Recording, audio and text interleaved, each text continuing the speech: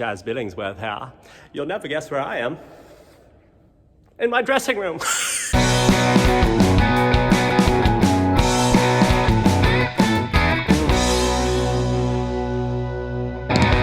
Today's the 10-year anniversary of my mom passing away. And if you've read my book, you know what a big influence she was on my life. I always talk to her and ask for guidance. I haven't as much lately. I probably should more. But she always answers somehow. And this evening, I thought of my mom when I was on the beach. And at some point, I'm working in my notebook, and this dog comes over, and it's limping, and it's just like staring at me pretty intensely. And I'm like, oh, you're cute. And,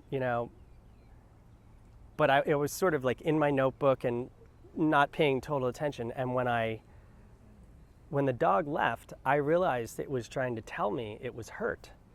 And I became very concerned and obsessed with this dog. I was like, I couldn't go back to my work. I was following it and tracking it all over the beach. And I'm like, whose owner is this? And, because it was limping really bad.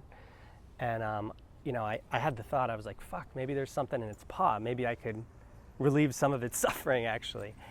And finally, the dog goes all over, talks to everybody on the beach, and goes to the owner, who's like sitting, pretty close to me on a blanket. And I was like, oh, is that your dog? I was so worried about it. And blah, blah, blah, blah, said goodbye. And then I was walking back on the street, and I realized why I was so worried about it. And I was like, oh, it's probably scared and alone. And in that moment, there was this quantum string, as they call them, that connects these moments through time.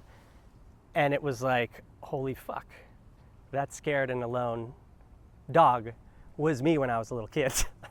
So, the reason why I'm laughing is because it's such a fucking absurd thing to reveal in a format like this, but I will write about it anyway. But it just made me think, like, now that I know about that little boy, I can, let him go, and I can let that. There's some old people staring at me, so that's why I lost my train of thought, and they're all masked up, so it's entertaining. If I can reconcile that wound with that little kid in the past, then I am that much more free. Because, there are all these unconscious wounds, and I see them, everywhere in my life now, but as quickly, at this point, as quickly as I see them, I dissolve them. So it's like this process of becoming more free. And, part of this thing that I'm doing is I'm like testing myself in freedom, in moving into the unknown. I'm, like I've said before, I'm trying to live this philosophy, and that if I can, the more in alignment I can come into who I am as a higher self, and who I have, in addition to who I have been creating my whole life. I have been to a certain degree, but these experiences don't always come with a guarantee on the dotted line.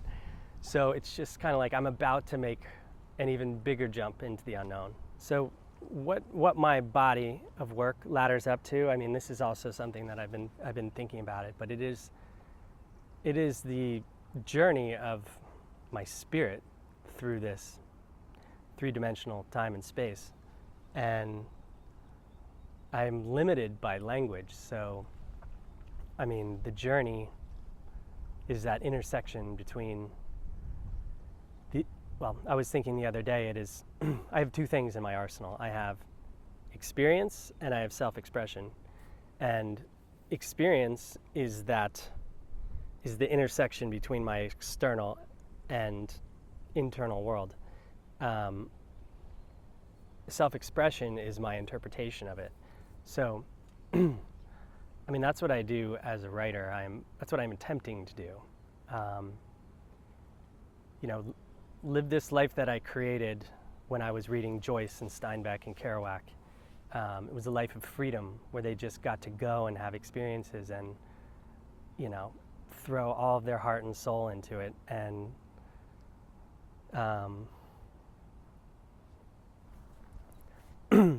you know, love and be broken and put yourself back together in a bigger way, and to always be moving towards that greater truth of yourself. I mean, I don't know if this is the right way to live life.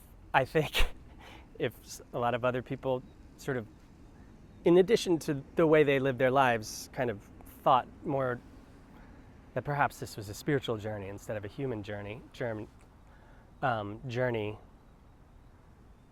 we would be more, perhaps more forgiving and compassionate, and we would be more free, and perhaps we wouldn't beat ourselves up as much, because I know that is, I'm pretty sure that's an affliction across the board, except for the narcissists and what other behavioral disorders, but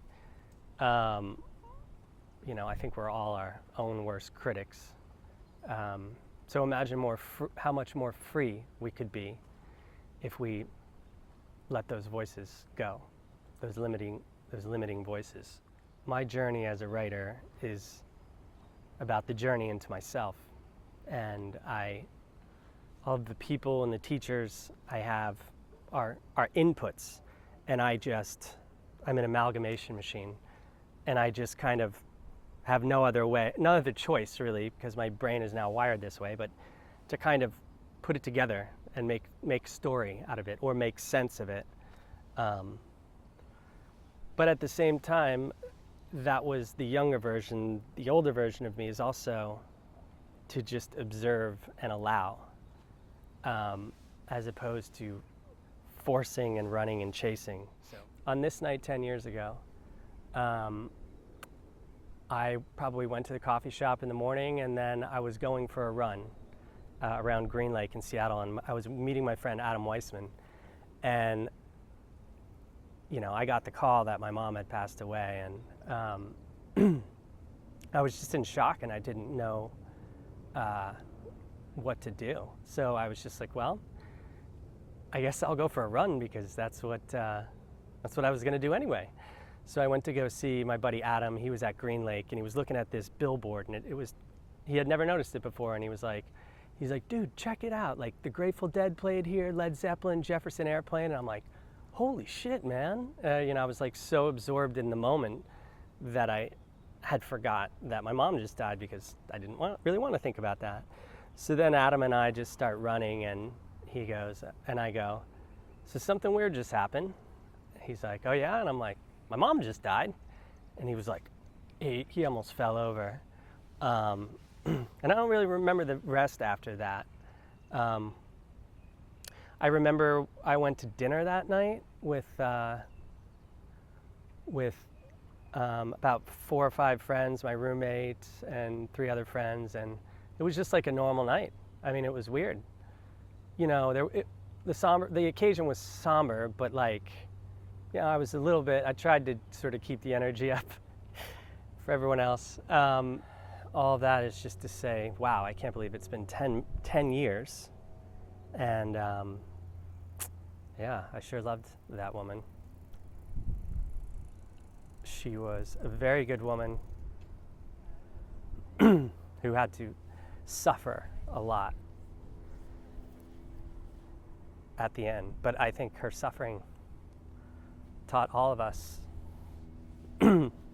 profound things about ourselves, the ripple and reverberation of which is felt throughout my and my siblings' entire lifetime. And I guess that is something that parents do. So anyway, there's the super share.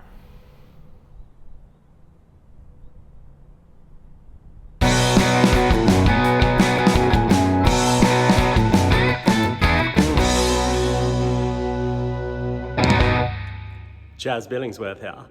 You'll never guess where I am.